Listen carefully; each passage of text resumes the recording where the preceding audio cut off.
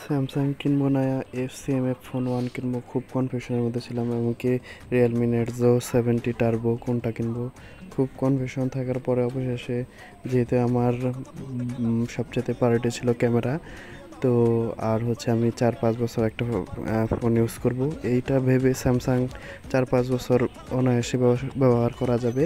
এবং স্যামসাংয়ের camera display এক কথায় অমায়িক। এর কারণেই হচ্ছে গিয়ে আমি হচ্ছে স্যামসাং ফোনটা নেওয়া। তাছাড়া পারফরমেন্সের জন্য আপনারা সিএমএফ ফোন ওয়ান নিতে পারেন, ওটা বেস্ট। তাছাড়া যারা সব কিছু ওভারঅল একটা ব্যালেন্সি ফোন নিতে চান, তাহলে রিয়েলমি নার্জো 70 টার্বো ফোনটা নিতে পারেন। আপনাদের আরেকটা গুরুত্বপূর্ণ কথা বলেছি, স্যামসাংয়ে এবং সিএমএফ ফোন ওয়ানে কিন্তু চার্জার দেবে না, ওটা বাইরে থেকে আপনাকে কিনে নিতে হবে। আপনি অ্যাঙ্কারের একটা 1000 টাকার একটা 2500 ওয়াটের চার্জার কিনে দুটো ফোনই চালাতে পারবেন। তো দেখেন আমার নতুন ফোন আনবক্সিং করা হচ্ছে। দেখেন আপনাদের কেমন লাগলো ভিডিওটা, আপনারা অবশ্যই কমেন্ট করে জানাবেন। থাকতে পারে।